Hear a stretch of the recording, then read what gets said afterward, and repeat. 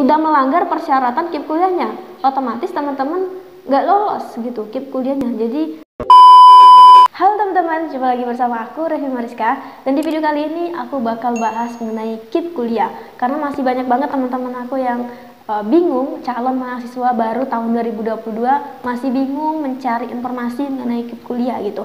Dan di sana website KIP kuliah itu belum rilis informasi-informasi mengenai KIP kuliah 2022, dan aku sebagai mantan gitu ya, mantan pencari informasi 2021, aku bakal sedikit sharing kepada teman-teman bagaimana sistem dan mekanisme mengenai KIP kuliah itu.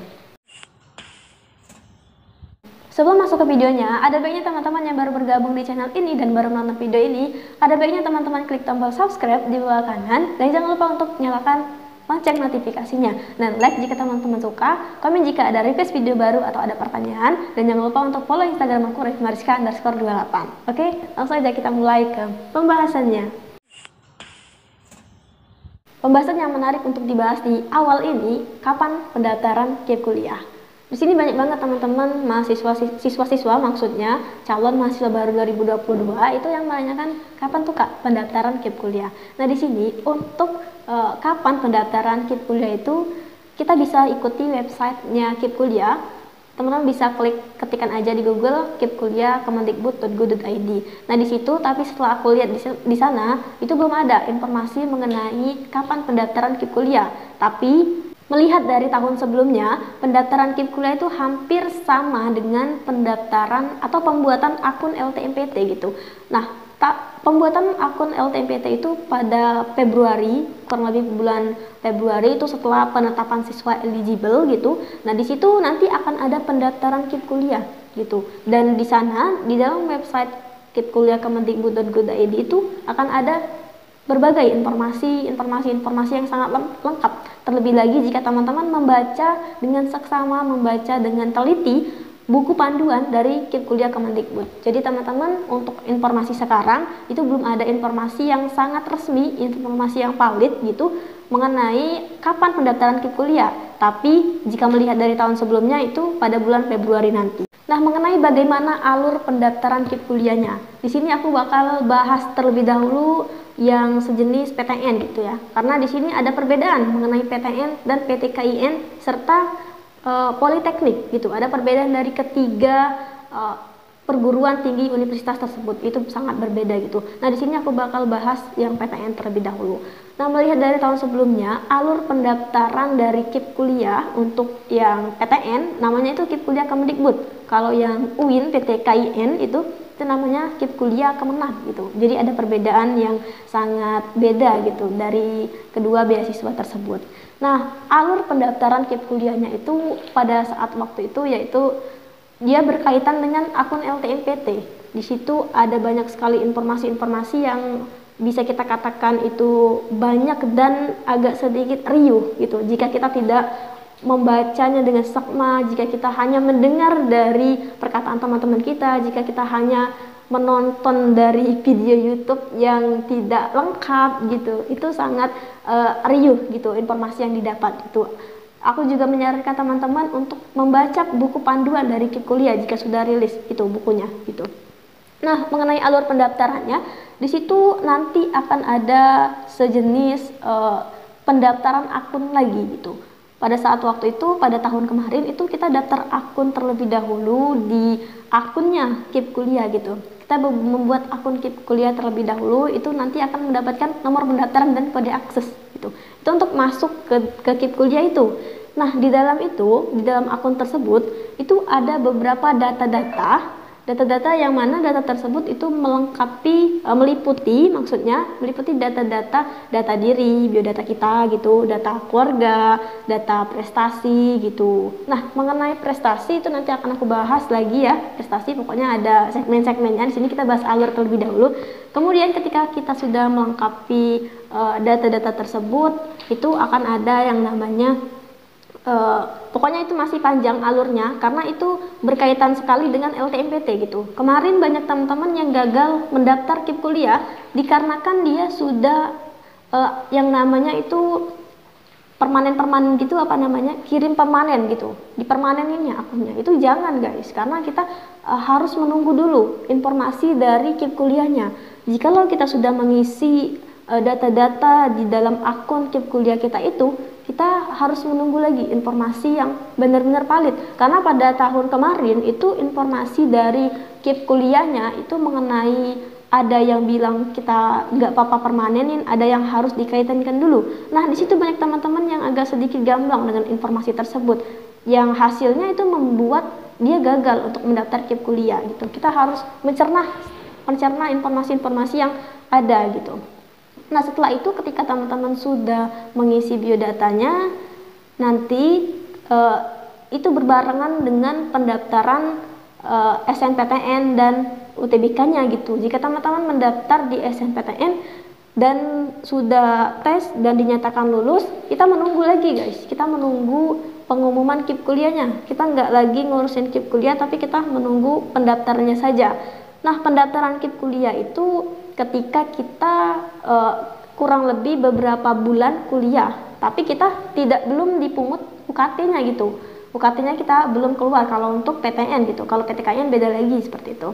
Nah, setelah itu ketika kita sudah dinyatakan lolos di sana, kita nggak bayar UKT sama sekali dari semester 1 sampai seterusnya. 4 tahun ke depan kita nggak bayar UKT lagi. Tapi kalau bayar, kalau nggak lolos maksudnya, itu kita harus bayar UKT-nya, nanti akan ada golongannya seperti itu kalau untuk di jenjang PTN gitu, sampai di situ.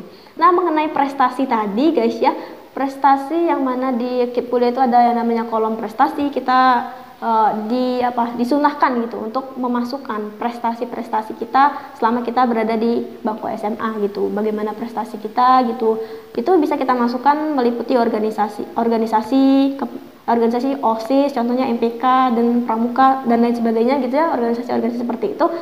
Dan yang lebih bagusnya itu prestasi mengenai kejuaraan gitu. Jika teman-teman menang di suatu olimpiade misalnya di jenjang tingkat nasional, kota, itu sangat berpengaruh gitu dengan kelolosan kita.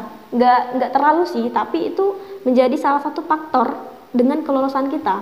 Karena di sana KIP kuliah sendiri itu menekankan bahwa bagi siswa yang memiliki KIP kuliah, KIP pelajar maksudnya, KIP pelajar yang SMA gitu, itu diprioritaskan untuk mendapatkan KIP kuliah gitu. Tapi tidak menutup kemungkinan yang tidak memiliki KIP sepelajar tersebut nggak dapat. Ada teman-teman aku yang nggak ada yang namanya KIP pelajar, nggak ada yang namanya PKH dan sejenis bantuan-bantuan lainnya, itu nggak dapat, tapi dia dapat karena dia memenuhi faktor-faktornya, memenuhi persyaratan dari KIP kuliah tersebut. Nah, kita lanjut ngomong-ngomong mengenai persyaratan ya. Persyaratan daripada KIP kuliah itu sendiri yang mana ya kita harus ukur dulu perekonomian keluarga kita itu bagaimana. Jikalau menurut teman-teman yang lainnya juga kita ini dianggap mampu, kita nggak usah lagi untuk mendaftar KIP kuliah karena malu kan gitu kalau kita dianggap mampu tapi kita ikut KIP kuliah gitu. Jadi anggapan orang-orang apa gitu mengenai kita. Nah, di sini juga banyak yang menanyakan mengenai rekomendasi. Kak, apakah ada rekomendasi sekolah untuk mendaftar KIP kuliah ini? Itu tidak ada. Itu sesuai dengan kemauan kita saja gitu. Jikalau kita memang benar-benar pengen dapat KIP kuliah itu, kita bisa daftar. Itu nggak berkaitan sama sekolah kita. Kalau kita daftar ya daftar aja gitu. Nah, balik lagi ke persyaratan tadi, jika itu dikhususkan untuk orang tuanya yang gajinya itu kurang dari 4 juta gitu. Kalau 4 juta ke atas itu nggak boleh lagi.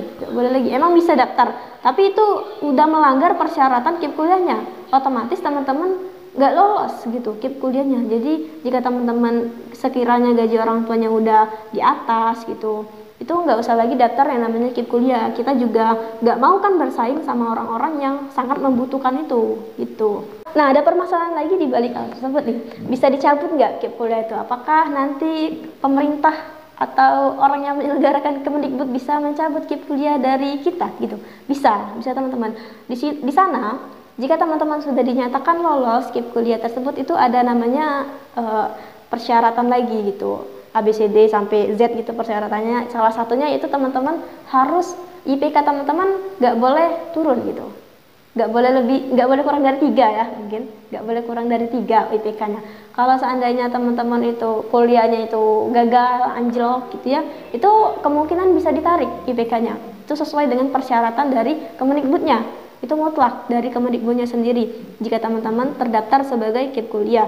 Dan juga teman-teman setelah mendapatkan KIP kuliah ini, teman-teman tidak boleh lagi mendaftar beasiswa lain gitu, hanya boleh satu beasiswa, salah satunya beasiswa KIP kuliah tersebut. Jika teman-teman udah lulus beasiswa itu, teman-teman tidak boleh lagi mendaftar beasiswa lainnya gitu. Selanjutnya ada juga yang nanya nih mengenai swasta, misal dia nggak mau tuh masuk ke negeri gitu ya, dan mengenai universitas yang swasta gitu kan, ada nggak kak swasta yang nerima KIP kuliah? Itu jawabannya ada, tapi sesuai dengan kebijakan dari universitasnya masing-masing gitu. Kita melihat dari di kota-kota kita aja ya. Nah, di kota saya itu ada banyak sekali universitas yang membuka KIP kuliah, universitas swasta yang membuka KIP kuliah, tapi tidak banyak gitu. Jawabannya ada, tapi tidak banyak. Teman-teman bisa cek aja di websitenya Kemendikbud gitu, KIP kuliah kemendikbud.go.id maksudnya. Sana ada kolom untuk teman-teman melihat apakah universitas tersebut menerima KIP kuliah gitu. Teman-teman cari aja juga di universitasnya gitu, tanya-tanya kepada mahasiswa sana apakah ada penerima KIP kuliah di dalam mahasiswa tersebut. Yang aku tahu sih, aku bisa beritahu teman-teman di Bina Dharma itu ada, di Muhammadiyah juga ada, di PGRI juga ada. Itu yang lebih yang aku tahu gitu. Ada KIP kuliah jalur ada KIP kuliah di universitas swasta. Jawabannya ada. Teman-teman tinggal cari aja yang mana. Kemudian jalur mandiri bisa nggak daftar KIP kuliah? Nah, di sini ada itu kebijakan masing-masing dari universitasnya gitu. Jika melihat dari tahun kemarin, contohnya Unpad, UGM, itu bisa. Nah, jadi ada satu teman aku yang dia jalur mandiri di Unpad, dia daftar juga KIP kuliah, karena Unpad itu membuka peluang untuk mahasiswa menerima KIP kuliah walaupun jalur mandiri. Jadi bisa guys, jawabannya adalah bisa gitu. Nah, di situ dia itu kan ada uang pangkalnya gitu. Dan KIP kuliah itu kan seleksinya, itu pengumumannya itu setelah kita diterima di universitasnya gitu. Jika itu mandiri itu sangat mahal guys, itu bisa berpuluh-puluh juta gitu kalau di Unpad gitu ya. Kalau di universitas yang top 10 itu mahal banget. Nah, kebetulan dia itu lulus, rezeki emang di KIP kuliah sepertinya, lulus di KIP kuliah itu, dan dia nggak ada biaya sama sekali, itu nol gitu. Oke, mungkin itu aja sharing-sharing mengenai KIP kuliah. Nanti aku bakal bahas lagi KIP kuliah di Kemenak, KIP kuliah di PTKIN. Dan bagi teman-teman yang ngerasa terbantu dengan video ini, silahkan tinggalkan komennya dan like juga jika teman-teman suka videonya, dan jangan lupa untuk sharing ke teman-teman lainnya. Jangan lupa informasi karena bisa jadi kelolosan kita ada di situ. Oke, bye.